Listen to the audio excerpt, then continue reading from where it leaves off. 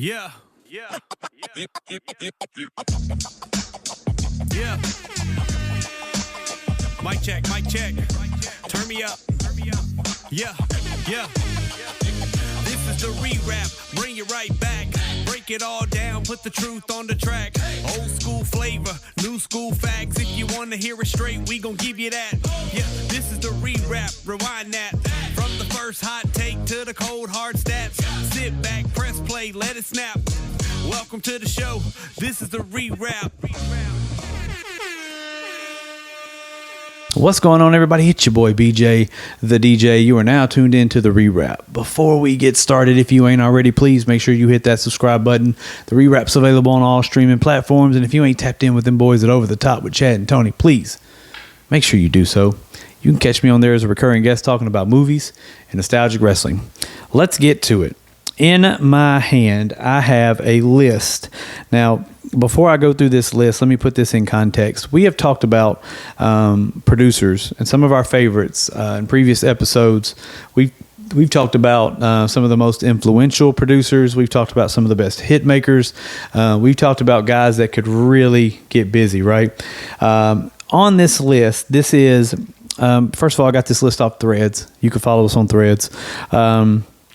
And it is A1 Kanye West beats.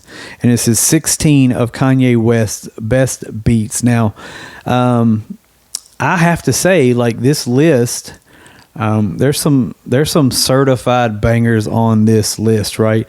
A lot of them are songs that I listen to in rotation quite frequently. So I've been, I guess, I won't say judgmental, but I have been very vocal about Kanye West and I guess, when I stopped listening to Kanye West.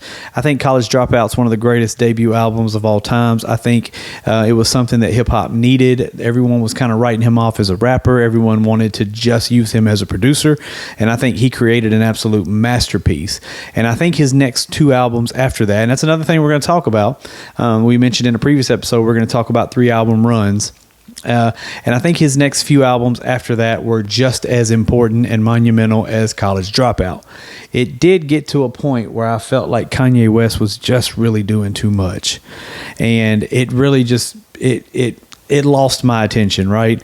Not to say he didn't do some pretty great things, because I would hear some beats ever so often. I find out he did it and I'd be like, yep, of course.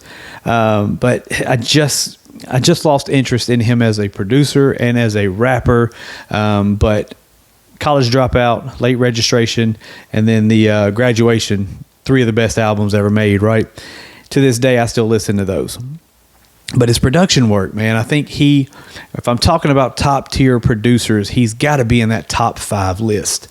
For me, it's always going to be 3 6 Mafia at number 1, or DJ Paul, Juicy J, however you want to put it. They're always going to be the top for me. But Kanye West has got to be in that top 5 list of greatest producers. Some people probably have him at the top. But you can't ignore his contributions as a producer, even if you don't like him as a person or as a rapper. But his production is top notch every single time he touches something.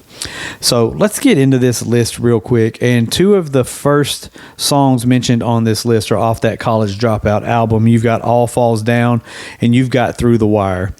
The All Falls Down song, I always remember that video, how it's shot from the perspective of Kanye West, and he's watching Stacey Dash is playing his girlfriend in there, and he's watching her go through life and get to the airport and leave and all this stuff. But which was a great concept for the song and the album. The original All Falls Down, instead of that Selena Johnson version, supposedly had Lauryn Hill on it. And I don't know for what reason that song wasn't released that way.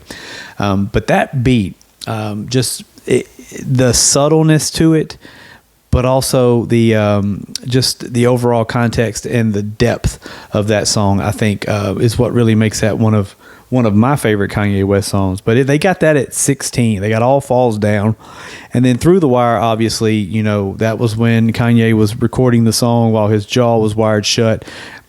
Kanye was the king of the sped up sample. and nobody did it like him. Just Blaze, close second. Heatmakers, right there in the mix, but nobody did the sped up samples like Kanye West. And that was a sound that everybody wanted to mimic after the Blueprint came out. Everybody was copying that sound. Through the Wire, that sample, the way he flipped it through the fire, through the wire, just wasn't done at the time, right? People would sample songs in the beginning of time, but they just weren't doing it with the sped up samples and then re-recording the sample and things like that like Kanye did. So, 16-15, All Falls Down, Through the Wire, both off that College Dropout album. 14, one of my favorite Kanye West beats of all time is Power. Man, you talk about an anthem. A song that has the ability to just get chanted and just raved through stadiums. That's Power. 13, they've got Otis. That Jay-Z Kanye album, I don't think you'll ever see another collab album of that magnitude. Two of the biggest artists at the peak of their careers collaborating on something like that. It both brings something different to the table. I don't think you'll ever see another album like that. Otis was the first single off there. It had the Otis Redding sample. Also, the In Paris was the second single off there. That's not even on this list, but I love that beat too. That's one of my favorite Kanye West beats. Common, You Black Maybe. I was a huge Common fan, man. When Common got with Kanye and joined the Good Music Group, I thought that was a match made in heaven. I felt like if anybody was going to be able to accentuate Common's flow and Common's style, it would have been Kanye with those types of beats. The whole Good Music camp in the beginning, where it was Common and GLC, and it was Rhyme Fest, and it was Consequence. I think that's when they were at their strongest from a hip hop standpoint, but he would later on, go and add Pusha T and Big Sean and all of them. And I think they got better rappers at that point. But from a hip hop standpoint, that first group of Good Music, I think was the best, right? Number 11, we've got Game, Wouldn't Get Far. Another one of my favorite Kanye. This is one of my favorite Game songs. Game has a really good way of bringing out the best in producers, and I think that's no different. Kanye did Dreams for him off his first album. Wouldn't Get Far, again, another dope one. Sped up sample. Game just going through talking his talk. I just think that's a really great song. Game and Kanye, I really wish they would have done an album together where like maybe Kanye executive produced it. I'm a huge Game fan. Some people can say what they want about him name dropping and talking about the same stuff over and over again, but to me, I love Game. I love his flow. He makes great songs, but I think him and Kanye, their relationship was great. I wish they would have done more. Number 10, they got Talib Kweli's Get By. This is my absolute favorite Kanye West beat of all time. I got really sucked into the hip hop backpack type rap when it was popping, and mainly because I was a huge Dave Chappelle fan, and Dave Chappelle would feature all these guys on his show. This Get By song by Talib Kweli was like my anthem for a long, long time. This song is the reason I'm a Talib Kweli fan. This is my all-time favorite Kanye West beat. I don't think it got any better than this. I know he would do a couple more songs off that album, but this was probably Talib Kweli's biggest hit. But, it doesn't get any better than Get By. If you haven't heard that song, you've got to listen to that. Even if you're not familiar with Kanye West as a producer, which I don't know who wouldn't be, but Get By is where you need to start. Listen to that song first. Number 9, Kanye West, All the Lights. I put this in the same category as I would put Power, as far as like Kanye West started doing songs that would sound good in like stadiums, like anthem styles. All the Lights is one of those. Big song, Rihanna, just it doesn't get any bigger. You got two of the biggest stars in the world on songs. It's one of those songs I really enjoy because of the magnitude of both artists involved in the song. But yeah, All the Lights, certified banger. It's got that big song feel to it. Number 8's a very underrated Kanye West beat. It's Slum Village, Selfish. This was, again, during that backpack era when Kanye West was really lending his services to build up the hip-hop world, right? Not just the rap world, because he was giving beats to Jay, giving beats to Beanie Siegel and all those guys, but the hip-hop world. Slum Village, this Selfish song, I think that did, truly big numbers for them in their album. this is like one of my favorite songs, just because I was following Kanye West so heavy at the time. But yeah, Slum Village Selfish comes in number 8. When they rank these top 16 beats, it comes in at halfway point, number 8. Now we're going to get into some Kanye West, Jay-Z produced songs. Number 7.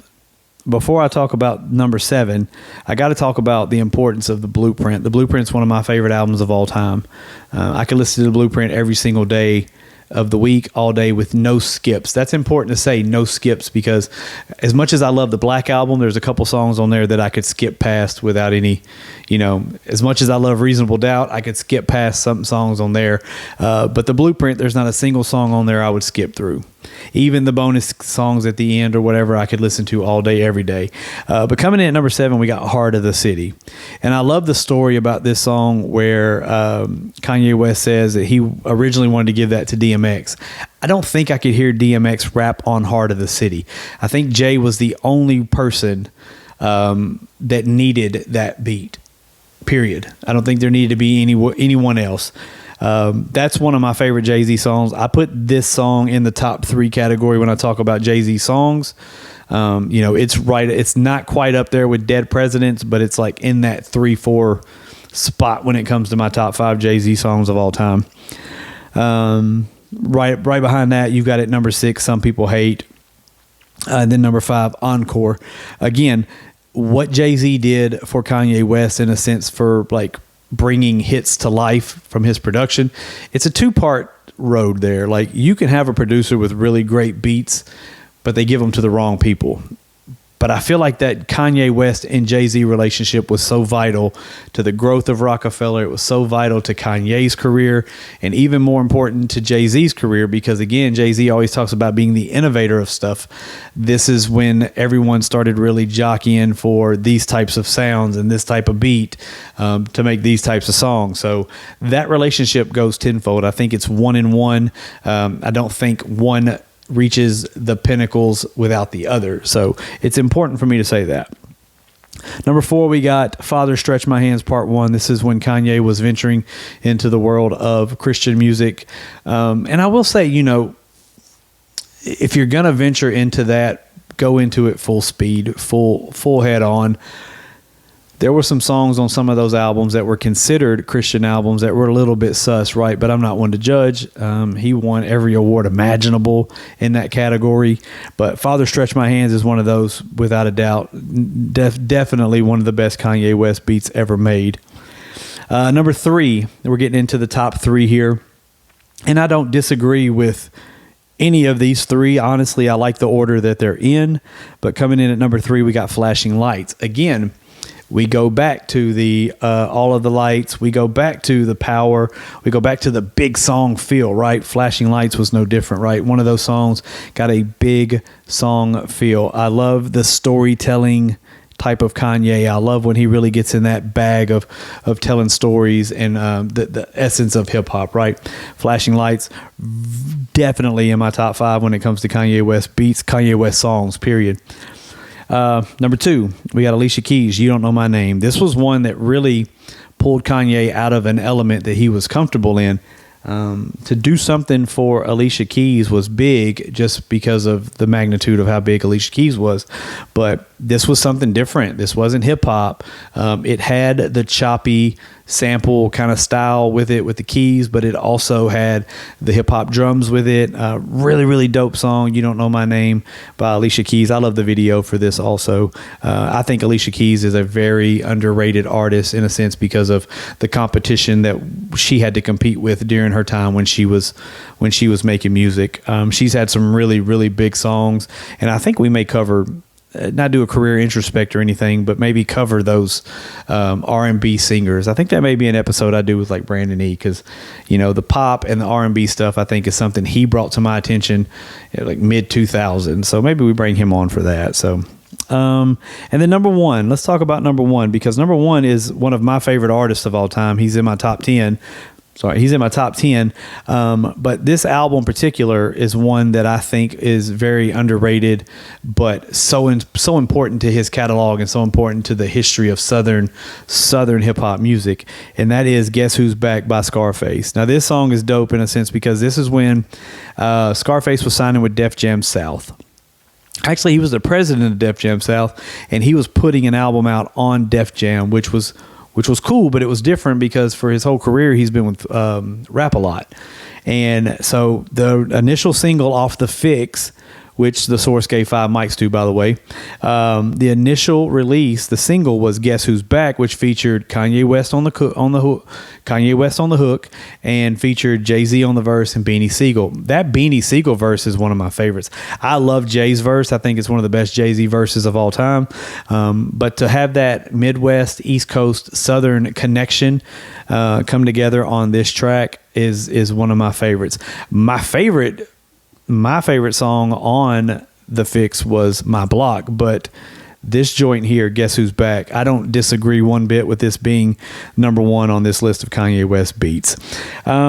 Nice list, man, I think, from 16 all the way to 1. There are so many others, I think, could be honorable mentions for this. What do you have? What is your favorite Kanye West beat? What are some of your favorite Kanye West songs? Let's talk about it. That's what I got. I'm BJ the DJ. Catch you on the B-side.